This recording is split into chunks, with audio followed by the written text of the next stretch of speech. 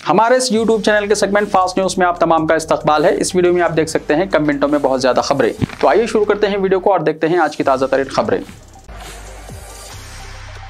चांद नजर आ गया, शाबान का चांद नजर आ गया। बतारीख 22 फरवरी 2023 बरोज़ चहारशंबा इक्कुम शाबानुल मुअज़्ज़म होगी और 7 मार्च को शब बारात होगी। मरकजी रुयत हिलाल कमेटी सदर मजलिस उलमाए दक्कन का माहाना इजलास बज़िमन रुयत हिलाल माह शाबानुल मुअज़्ज़म ज़ेर निगरानी मौलाना सैयद मोहम्मद कबूल बादशाह क़ादरी अश-शुत्तारी मोतमद सदर मजलिस उलमाए दक्कन आज मुनक़्क़िद हुआ।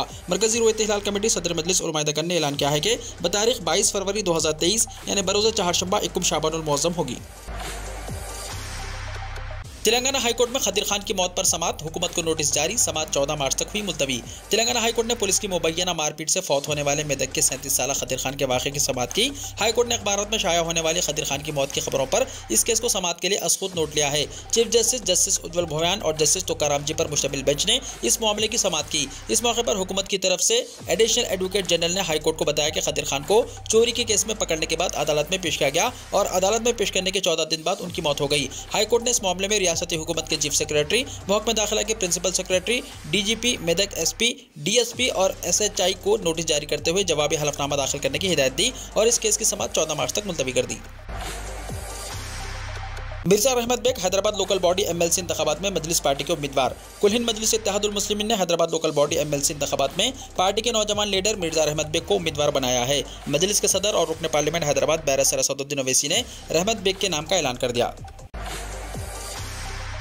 हैदराबाद लोकल बॉडी एमएलसी इंतखाबात में मजलिस की तायद करने बीआरएस पार्टी का ऐलान। हैदराबाद लोकल बॉडी एमएलसी इंतखाबात में हुक्मरान जमात बीआरएस ने मजलिस पार्टी की तायद का ऐलान किया है। चीफ मिनिस्टर चंद्रशेखर राव ने मजलिस पार्टी की जानिब से उन्हें सीट अलॉट करने और माजी की तरह इनकी तायद करने की अपील का मुस्बित जवाब दिया है। चीफ मिनिस्टर चंद्रशेखर राव ने पार्टी कायदीन से बातचीत के बाद हैदराबाद लोकल बॉडी एमएलसी इंतखाबात में मजलिस पार्टी के उम्मीदवार की मुकम्मल तायद का फैसला किया। वाज़ेह है कि गुज़िश्ता 3 मियाद से हैदराबाद लोकल बॉडी यानी जीएचएमसी से मुंतखब होने वाले एमएलसी की सीट पर मजलिस की नुमाइंदगी है। इस सीट पर मजलिस के रुकन कौंसिल जनाब अमीनुल हसन जाफरी नुमाइंदगी कर रहे हैं। उनकी मियाद खत्म हो रही है, जिसके पेश नज़र 13 मई को इस सीट पर इंतखाबात होने वाले हैं। इस मरतबा भी बीआरएस ने मजलिस को यह सीट देने का फैसला किया है, जहां मजलिस के उम्मीदवार को बीआरएस पार्टी के कॉर्पोरेटर्स और अरकान मुकन्नना वोट देंगे। हैदराबाद में कुत्तों का हमला, कमसिन बच्चे की मौत, दिलखराश वाक़े का वीडियो हुआ वायरल। हैदराबाद में आवारा कुत्तों के हमले में 4 साल बच्चे की जान चली गई। बागंबरपेट में रहने वाला गंगाधर अपने बेटे प्रदीप को सर्विस सेंटर ले गया था। कुछ देर बाद बाहर निकलने पर लड़के पर आवारा कुत्तों ने हमला कर दिया। लड़का शदीद जख्मी हो गया और गिर पड़ा। कुत्ते उसे इधर से उधर घसीट कर ले गए और लड़के की मौत हो गई। इस दिलखराश वाक़े का मनाजिर वहाँ के सीसीटीवी कैमरों में रिकॉर्ड हो गए। हुकूमत बल्दिया को 5000 करोड़ रुपए का प्रॉपर्टी टैक्स बाकी है। रियासती हुकूमत की जानिब से सरकारी इमारतों का प्रॉपर्टी टैक्स कई सालों से ग्रेटर हैदराबाद म्युनिसिपल कॉर्पोरेशन को अदा नहीं किया जा रहा है। ये टैक्स की रकम अब बढ़कर 5000 करोड़ रुपए तक पहुंच चुकी है। हुकूमत की जानिब से रियासती बजट में बल्दिया के लिए खातिर ख्वाह रकम मुख्तस नहीं की गई। फंड्स की कमी की वजह से कई प्रोजेक्ट्स पेंडिंग हैं। जीएचएमसी ने एसआरडीपी और एसएनडीपी यानी सड़कों और नालों की तामीर और मरम्मत के लिए लोन्स लिए हैं। डेली 1 करोड़ रुपए बतौर सूद अदा किया जा रहा है। मज़कूरा स्कीमों को दूसरे मरहले के काम भी फंड्स की कमी की वजह से पेंडिंग का शिकार है। इसलिए ओहदेदारों ने आला ओहदेदारों से नुमाइंदगी की है कि प्रॉपर्टी टैक्स के बकायाजात जो 5000 करोड़ तक पहुंच गए हैं, इसमें से 1000 या 1500 करोड़ रुपए फौरी अदा किए जाएं, ताकि इस रकम से इंफ्रास्ट्रक्चर प्रोजेक्ट्स के कामों की तकमील की जा सके। वाज़ेह रहे कि 6 से 8 महीने पहले सूरत हाल ये हो गई थी कि बल्दी मुलाजिमीन की तनख्वाहों की फराहमी में भी देर हो रही थी। जीएचएमसी के जितने भी बड़े प्रोजेक्ट्स हैं, जैसे हाउसिंग, ब्रिजेस, सड़कों, बिलखुसूस एक्सप्रेसवे की तामीर के अलावा नालों की तामीर और मरम्मत के काम बल्दिया के बजट से नहीं बल्कि लोन्स लेकर ही अंजाम दिए जा रहे हैं। प्रॉपर्टी टैक्स और दूसरे मद से जो आमदनी आ रही है वो मेंटेनेंस, मुलाजिमीन की तनख्वाहों और कर्जों का सूद अदा करने में ही खर्च हो रही है। इंफ्रास्ट्रक्चर प्रोजेक्ट्स के लिए बल्दिया के पास बिल्कुल ही फंड्स नहीं हैं।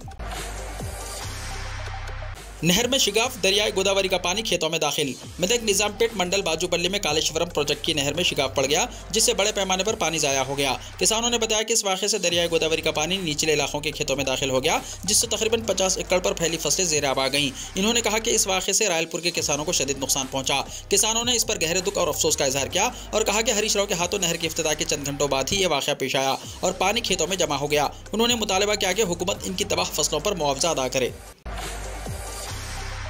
1400 असिस्टेंट प्रोफेसर्स के जल्द होंगे तकर्रुरात, हरीश राव ने कहा।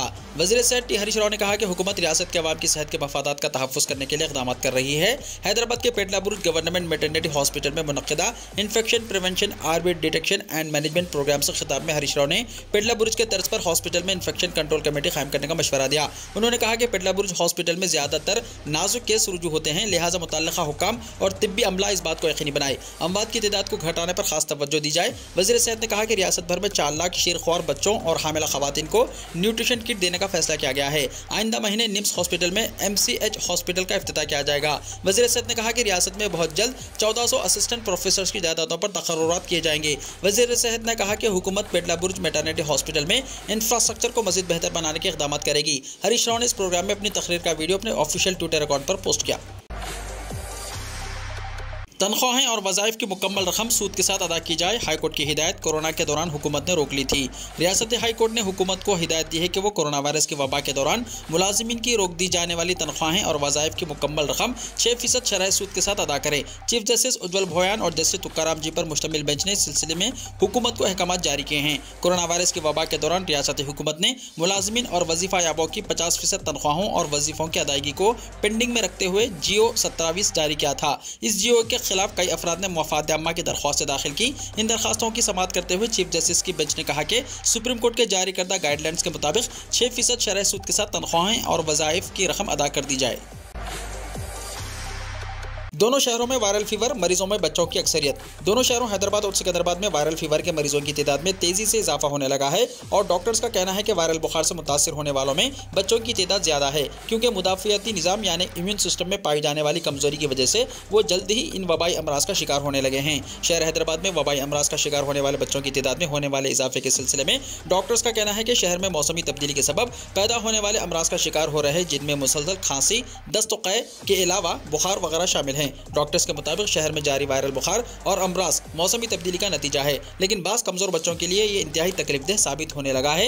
इसीलिए कई बच्चों को शरीकी दवाखाना करने की नौबत भी आ रही है। माहिर डॉक्टर्स का कहना है कि बस औक़ात 1 महीना तवील मुद्दत तक भी बुखार की अलामत के अलावा नाक बहने की शिकायत बरकरार रहने लगी है, जबकि मुसलसल इलाज के बावजूद इसके असरात नहीं हो रहे हैं, जो कि डॉक्टर्स के लिए भी लम्हे फिक्रिया है।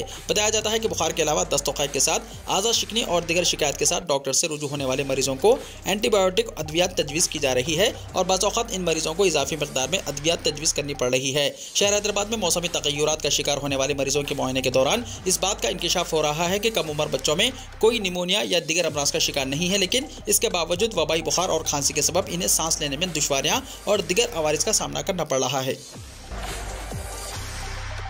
BRS में टिकट के लिए कायदीन में रसाकशी, पार्टी क़यादत फिक्रमंद। जैसे जैसे रियासत में असम्बली इलेक्शन करीब आ रहे हैं, सियासी हल्कों में सरगर्मियां तेज़ हो गई हैं। सबसे ज़्यादा हुक्मरान जमात BRS में हलचल देखने को मिल रही है। एक तरफ मौजूदा अरकान असम्बली तो दूसरी तरफ काफ़ी अरसे से इंतजार करने वाले कायदीन, पार्टी में नए शामिल होने वाले कायदीन और पार्टी के सीनियर कायदीन के वारिस सब के सब इंतखाबात पर अपनी तवज्जो मरकूज़ कर दी है। मौजूदा अरकान असम्बली दोबारा टिकट की दावेदारी पेश कर रहे हैं। दूसरे कायदीन अपनी अपनी किस्मत आजमाने के लिए जी तोड़ कोशिश कर रहे हैं। अरकान पार्लियामेंट, अरकान कानून साज कौंसिल और नामजद ओहदों पर खिदमत अंजाम देने वाले बेशतर कायदीन इस मरतबा असेंबली के लिए मुकाबला करने के ख्वाहिशमंद हैं। टिकट की दावेदारी बढ़ जाने से BRS में सियासी सरगर्मियां उरूज पर पहुंच चुकी हैं। चीफ मिनिस्टर KCR ने कम्युनिस्ट जमातों से इत्तेहाद करने का इशारा दिया, जिसके बाद BRS के कायदीन में किसी को टिकट मिलेगा और किसी को मायूसी हाथ आएगी, इस पर मुबाहिस शुरू हो गए हैं। चीफ मिनिस्टर KCR इस मरतबा कौमी सियासत में सरगर्म रोल अदा करने का पहले ही फैसला कर चुके हैं, इसलिए इन्हें अपनी सरजमीन तेलंगाना में साबित कदम रहने के लिए तमाम जावियों का जायजा ले रहे हैं। तेलंगाना रियासत के 119 के बिन जुमला 104 असम्बली हल्कों पर BRS की नुमाइंदगी है। मुल्क की 11 रियासतों में 64 मुकामात पर इनकम टैक्स के छापे। इनकम टैक्स डिपार्टमेंट यानी IT ने मंगल की सुबह मुल्क की 11 रियासतों में 64 मुकामात पर छापे मारे हैं। IT ने यूफ्लिक्स लिमिटेड के अहाते पर छापा मारा है। उत्तर प्रदेश, दिल्ली, गुजरात, महाराष्ट्र, मध्य प्रदेश, मगरबी बंगाल, जम्मू एंड कश्मीर, हरियाणा, तमिलनाडु, उत्तराखंड और हिमाचल प्रदेश में तकरीबन 64 मुकामात पर IT के छापे जारी हैं। महकमा इनकम टैक्स के अलावा NIA 8 रियासतों में 70 से ज़्यादा मुकामात पर छापे मार रही है। ये कार्रवाई गैंगस्टर केस के सिलसिले में की जा रही है। और कितना फेंकोगे सर, रूस यूक्रेन जंग को मोदी ने रुकवाया, नेटा के दावे पर KTR का तंज। तेलंगाना के वजीर इंफॉर्मेशन टेक्नोलॉजी के टी रामाराव ने एक मरतबा फिर वज़ीर-ए-आज़म नरेंद्र मोदी को तनकीद का निशाना बनाया। उन्होंने रूस और यूक्रेन की जंग वज़ीर-ए-आज़म मोदी के रुकवाने से मुताल्लिक़ बीजेपी के कौमी सदर जेपी नड्डा के दावे पर तबसरा करते हुए कहा कि वज़ीर-ए-आज़म नरेंद्र मोदी बीजेपी की हुकूमत वाली रियासतों कर्नाटक और महाराष्ट्र के दरमियान बेलगावी सरहदी मसले को हल करने में नाकाम रहे हैं। लेकिन बीजेपी के कौमी सदर जेपी नड्डा ये झूठा दावा कर रहे हैं कि मोदी ने रूस और यूक्रेन के दरमियान जंग रुकवाई है। उन्होंने याद दिलाया कि ये उनकी खुद की वजारत खारजा ने कहा था कि यह बात गलत है। सोशल मीडिया के अहम प्लेटफॉर्म ट्विटर पर सरगर्म तारक रामाराव ने कर्नाटका के उडुपी में जेपी नड्डा के मोदी की सताइश करने वाले तबसरों के बारे में एक खबर का तराशा भी पोस्ट किया। नड्डा ने इस जलसे आम से खिताब करते हुए कहा था कि हिंदुस्तान की तारीख में मोदी जैसा अजीम वज़ीर आज़म नहीं है। उन्होंने 22,500 हिंदुस्तानी तलबा को वापस लाने के लिए यूक्रेन में जंग रोकने के लिए रूस की भी सताइश की थी। इस पर तारक रामाराव ने तंज करते हुए कहा, और कितना फेंकोगे सर। हिमाचल प्रदेश के चंबा और कांगड़ा में जलजले के झटके। हिमाचल प्रदेश के चंबा और कांगड़ा जिला में पीर की रात जलजले के हल्के झटके महसूस किए गए। रेक्टर स्केल पर इसकी शिद्दत 3.7 नापी गई। मौसम साइंस सेंटर शिमला के मुताबिक जलजले के झटके रात 10:38 पर महसूस किए गए। इसका मरकज जिले चंबा में जमीन से 5 किलोमीटर नीचे था। जलजले के झटके महसूस होते ही लोग घरों से बाहर निकल आए। रियासती डिजास्टर मैनेजमेंट अथॉरिटी के डायरेक्टर सुदेश मुक्ता ने कहा कि जलजले की शिद्दत कम थी। इसमें किसी जानी या माली नुकसान की कोई इत्तला नहीं है। गौरतलब है कि हिमाचल प्रदेश जलजले के नुक्ते नजर से बहुत हुस्सास है। चंबा, कांगड़ा और मंडी अजला को इंतहाई हुस्सास जोन 4 और 5 में शामिल किया गया है। साल 1905 में चंबा और कांगड़ा जिला में आने वाले तबाहकुन जलजले में 10,000 से ज्यादा लोग मारे गए थे। जम्मू एंड कश्मीर में फिर से जमीन लरज उठी। 3.4 शिद्दत का जलजला। जलजले की वजह से जम्मू एंड कश्मीर में एक बार फिर जमीन लरज उठी है। रियासत में जलजले के हल्के झटके महसूस किए गए हैं, जिसकी शिद्दत रेक्टर स्केल पर 3.4 नापी गई। ताहम इसकी वजह से किसी जानी या माली नुकसान की कोई इत्तला नहीं है।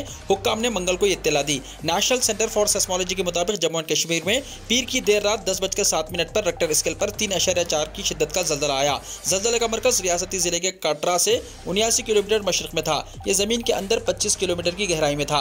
ज्यादातर लोगों ने जलजले के झटके महसूस नहीं किए, लेकिन जिन लोगों ने महसूस किया है कुछ देर के लिए खुले में निकल गए। जलजले की वजह से कहीं से किसी जानी या माली नुकसान की इत्तला नहीं है।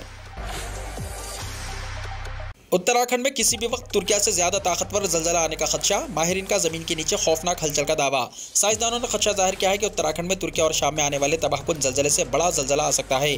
अंग्रेजी अखबार टाइम्स ऑफ इंडिया की एक रिपोर्ट के मुताबिक नेशनल जियोफिजिकल रिसर्च इंस्टीट्यूट के चीफ साइंसदान डॉक्टर एनपवर चंद्र राव ने इंतबाह दिया है। अगरचे साइंसदान इसके वक्त के बारे में दुरुस्त मालूमात नहीं दे सके, लेकिन इंतबाह देते हुए कहा गया है कि जलजला किसी भी वक्त आ सकता है। जोशीमठ बहरान समेत रियासत के कई इलाकों में जमीन धंसने का खतरा बरकरार है और इसी दौरान ऐसी वार्निंग तशवीश में इजाफा करने वाली है। ख्याल रहे कि पहाड़ी इलाकों में कम शिद्दत के जलजले आना मामूल की बात है। साइंसदान की वार्निंग ने लोगों की रातों की नींदें उड़ा दी हैं। रिपोर्ट के मुताबिक उत्तराखंड में जमीन के अंदर मजीद तनाव पैदा हो रहा है और यह तनाव किसी बड़े जलजले के बाद ही खत्म होगा। अमित शाह ने मादरी ज़बानों के इस्तेमाल को बढ़ाने पर जोर दिया।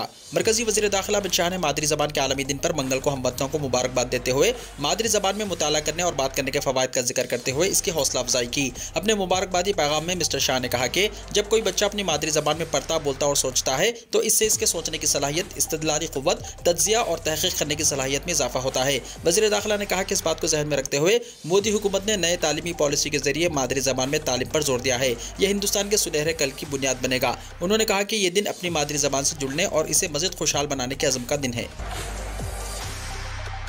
आज इंटरनेशनल मदर लैंग्वेज डे है, यानी बैनुल-अक़वामी यौम मादरी ज़बान। मादरी ज़बान का दिन बैनुल-अक़वामी सतह पर लिसानियत को फ़रोग़ देने और सक़ाफ़त को बचाने, लिसानी तनव्वुअ की बक़ा के बारे में बेदारी पैदा करने के लिए मनाया जाता है। हर साल ये दुनिया भर में 21 फरवरी को यौम मादरी ज़बान मनाया जाता है। इस दिन का आगाज़ सन 2000 में मादरी ज़बानों के तहफ़्फ़ुज़ की गर्ज़ से शुरू किया गया है। इस दिन को पहली बार अक़वाम मुत्तहिदा की तालीमी, साइंसी और सक़ाफ़ती तंज़ीम यानी यूनेस्को ने मुतारिफ़ कराया था। कहा जाता है कि सबसे पहले यौम मादरी ज़बान बांग्लादेश में मनाया गया था। अगर हम एक सरसरी निगाह अपने अतराफ़ व किनाफ़ में डालते हैं तो मालूम होगा कि हर माँ बाप अपने बच्चों को मादरी ज़बान के बजाय अंग्रेज़ी ज़बान में तालीम दिलवाने को तरजीह दे रहे हैं, जिसके नतीजे में बच्चा मादरी ज़बान से महरूम हो रहा है। इस दौर में बच्चे मादरी ज़बान के बजाय अंग्रेज़ी अल्फाज को बआसानी समझ रहे हैं। एक और मसला ये है कि मौजूदा दौर में लोग मादरी ज़बान में तालीम दिलवाने को मायूब समझ रहे हैं, या यूँ कहें कि मादरी ज़बान में तालीम हासिल करने को गुर्बत से तशबीह दी जा रही है। समाज में लोग अक्सर मादरी ज़बान में बात करने से शर्म महसूस करने लगे हैं। मादरी ज़बान के बजाय अंग्रेज़ी में बात करने को आला दर्जा और स्टेटस समझने लगे हैं। यही वजह है कि दुनिया भर के 7000 ज़बानों में से आधी ज़बानें मादूमियत के दहाने पर हैं। इसीलिए मादरी ज़बान को बचाने के लिए ये दिन मनाया जाता है। केरला हाईकोर्ट इलाकाई जबान में फैसला शाया करने वाला मुल्क का पहला हाईकोर्ट बन गया। केरला हाईकोर्ट ने अपने 2 हालिया फैसले मलयालम जबान में शाया किए हैं। इस तरह ये इलाकाई जबान में शाया करने वाला मुल्क का पहला हाईकोर्ट बन गया। जनवरी में चीफ जस्टिस एस मणिकुमार और जस्टिस शाहजी पी चिली की डिवीजन बेंच के जरिए सुनाए गए फैसले को हाईकोर्ट की वेबसाइट पर मलयालम में दस्तयाब कराकर ये रिकॉर्ड कायम किया गया। ख्याल रहे कि जब से chief justice of India DY Chandrachud ने नवंबर 2022 में ओहदा संभाला है, एग्जीक्यूटिव और अदलिया की जानिब से हाई कोर्टों और सुप्रीम कोर्ट के फैसलों को इलाकाई जबानों में शाया करने की इज्तिमाई कोशिश की जा रही है। दरियासना CJI ने कहा था कि इलाकाई ज़बानों में सुप्रीम कोर्ट के फैसले जारी करने का अमल शुरू हो गया है।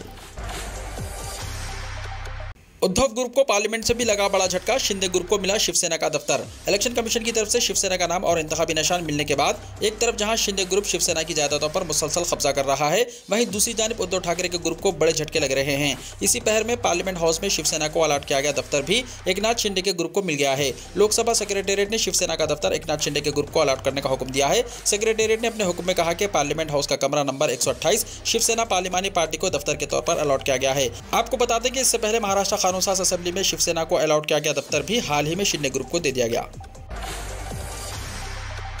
इलेक्शन कमीशन के फैसले के खिलाफ उद्धव ठाकरे की अर्जी पर कल समाअत करेगा सुप्रीम कोर्ट। शिवसेना का नाम और इंतखाबी निशान एकनाथ शिंदे धड़े को फराहम करने के फैसले के खिलाफ उद्धव ठाकरे सुप्रीम कोर्ट पहुंच गए हैं और सुप्रीम कोर्ट ने उद्धव ठाकरे की अर्जी पर समाअत के लिए रजामंदी जाहिर कर दी है। रिपोर्ट के मुताबिक इलेक्शन कमीशन के फैसले के खिलाफ अर्जी की समाअत 4 शंबे को दोपहर 3:30 बजे की जाएगी। फेसबुक पर एक दूसरे के खिलाफ इल्जामात लगाने वाले 2 खातून ओहदेदारों का बगैर पोस्टिंग का तबादला। कर्नाटक हुकूमत ने एक दूसरे के खिलाफ बदउनवानियों के इल्जामात और प्राइवेट फोटोज फेसबुक पर पोस्ट करते हुए झगड़ा करने वाले 2 खातून IAS और IPS ओहदेदारों का तबादला कर दिया। आला ओहदों पर फाइज इन 2 खवातीन ने सोशल मीडिया प्लेटफॉर्म पर अपने रुतबे को भूल गई और फेसबुक पर एक दूसरे के खिलाफ तनकीदें की। इस वाक़े के मंजर आम पर आने के बाद हुकूमत ने IPS रूपा मुदगल और IAS रोहिणी सिंधूरी को उनके महकमों से हटा दिया और उनका बगैर किसी पोस्टिंग के तबादला करते हुए अहकाम जारी कर दिए हैं। हाल ही में IPS रूपा मुदगल ने IAS रोहिणी पर बदउनवानी का इल्जाम लगाया था और उनकी तस्वीर फेसबुक पर शेयर की थी। बाद में रोहिणी ने जवाब दिया कि रूपा अपना दिमागी तवाज़ुन खो चुकी है और उसे अपनी जहनी बीमारी का इलाज करवाने की जरूरत है, जिसकी वजह से रियासत भर में दोनों के दरमियान तनाज़ा गर्म मौजूद बहस बन गया। इस तनाजुर में कर्नाटक के रियासती वज़ीर दाखिला आरगा ज्ञानेंद्रा ने दोनों खवातीन अफसरान के खिलाफ कार्रवाई के अहकाम जारी किए हैं। इन दोनों को बगैर किसी पोस्टिंग के ट्रांसफर कर दिया गया। बॉलीवुड सिंगर सोनू निगम पर मुंबई में हमला। बॉलीवुड के मशहूर सिंगर सोनू निगम पर जानलेवा हमला किया गया। गुलकार और उनके भाई पर म्यूजिक कंसर्ट के दौरान हमला किया गया। दोनों को हॉस्पिटल ले जाया गया। सोनू निगम महफूज हैं जबकि उनके भाई बुरी तरह जख्मी हैं। सोनू निगम का कहना है कि उनके बॉडीगार्ड ने उन्हें बहिफाजत बचा लिया। गुलकार सोनू निगम ने आधी रात को चेंबूर पुलिस स्टेशन में इस सिलसिले में शिकायत दर्ज कराई। पुलिस ने MLA प्रकाश फाइटर पेकर के बेटे के खिलाफ मुकदमा दर्ज किया। इसके बाद अब सोनू निगम ने इस मामले पर खामोशी तोड़ी है। सोनू निगम ने आज खुद सामने आकर सारा वाक़या बताया। सोनू ने न्यूज़ एजेंसी को बताया कि मैं कंसर्ट के बाद स्टेज से नीचे आ रहा था कि सेल्फी या फोटो के लिए सुनील प्रकाश फाइटर पैकर ने मुझे पकड़ लिया। फिर इसने हरी और रब्बानी को धक्का दिया जो मुझे बचाने आए थे। फिर मैं सीढ़ियों पर गिर पड़ा। मैंने शिकायत दर्ज कराई है। सिंगापुर में UPI के जरिए लेन देन की सहूलत शुरू हुई।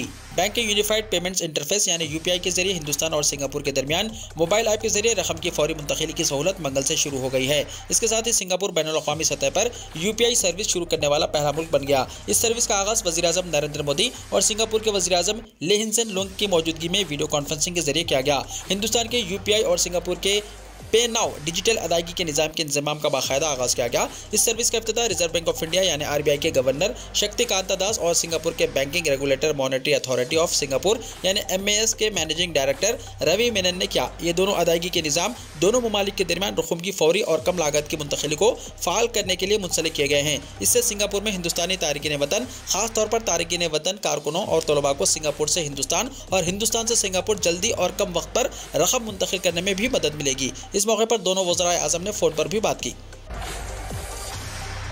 बर्ड फ्लू से 48 घंटों में परिंदों की मौत हो जाती है। बर्ड फ्लू का मामला अब तक कम से कम 60 ममालिक में देखा गया है। इनमें Bharat, Taiwan, Nepal, Peru, Romania और नाइजीरिया शामिल है।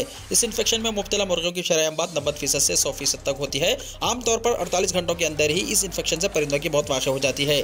वर्ल्ड हेल्थ ऑर्गेनाइजेशन के director general doctor Tedros Adhanom Ghebreyesus ने कहा कि इंसानों में इस वायरस का खतरा कम है। एहतियात के तौर पर लोगों को मशवरा दिया जाता है कि वो मुर्दा या बीमार जंगली परिंदों या जानवरों को हाथ न लगाएं। मॉरिशस में तूफान फरीडी से आफत, मामूलात ज़िंदगी दरहम बरहम। मॉरिशस में आसमानी आफत से जिंदगी दरहम बरहम हो गई है। पीर को तूफान फेरेडी के टकराने से शदीद बारिश हुई। महकमे मौसमियात के मुताबिक तूफान की वजह से हवा की रफ्तार 280 किलोमीटर या 170 मील फी घंटे तक पहुंच सकती है। आने वाले खतरे के पेश नजर कई परवाजें मनसूख कर दी गई हैं और स्टॉक एक्सचेंज को बंद कर दिया गया है। लोगों को खबरदार किया गया है कि वो बिला जरूरत घरों से बाहर ना निकलें। इसके साथ ही समंदर में 7 मीटर तक ऊंची लहरें उठने का भी इम्कान है। मॉरिशस के वजीर आजम परवीन जगन्नाथ ने शहरियों से तमाम जरूरी एहतियाती तदाबीर इख्तियार करने की अपील की है। उन्होंने कहा कि एक ताकतवर तूफान है, इससे मॉरिशस, रोड्रग्स और सेंट ब्रिंडन जज़ायर को बराह रास्त खतरा लाहक है। साइक्लोन फ्रीडी के मंगल की रात कमजोर होने की तवक्को है। तुर्की और शाम में एक और जलजला, कई अफराद हलाक, दर्जनों जख्मी। पीर के रोज तुर्की और शाम के कई इलाकों में आने वाले ताज़ा जलजले के झटकों में कई अफराद हलाक और दर्जनों जख्मी हो गए। ये इस हलाकत खेज जलजले के 2 हफ्ते बाद आया, जिसमें 47,000 से ज्यादा अफराद हलाक हो गए थे। पीर के रोज आने वाले जलजले की शिद्दत 6.4 थी। इसके झटके तुर्की के जुनूबी शहर अंताकिया, शाम, मिस्र, इसराइल और लेबनान में भी महसूस किए गए। तुर्की के वजीर दाखिला सुलेमान सोयली ने बताया कि जलजले में कम अज कम 3 अफराद हलाक और 200 से ज्यादा जख्मी हुए हैं। जलजले पर निगाह रखने वाले यूरोपीय मरकज यानी EMSC का कहना था कि इसका मरकज अंताकिया से 300 किलोमीटर दूर शुमाल में था। हत्ताई के मेयर लुत्फुस अब्बास ने नशरियाती इदारे हैबर तुर्क को बताया कि बाज़ अफराद के मलबे तले दबे होने की इत्तलात मिली हैं। वीडियो को लाइक शेयर कीजिए और हमारे इस YouTube चैनल को सब्सक्राइब करते हुए इसके बेल आइकॉन को भी प्रेस कर लीजिए ताकि ऐसी ही ताज़ा तरीन खबरों का नोटिफिकेशन सबसे पहले आपको मिलता रहे।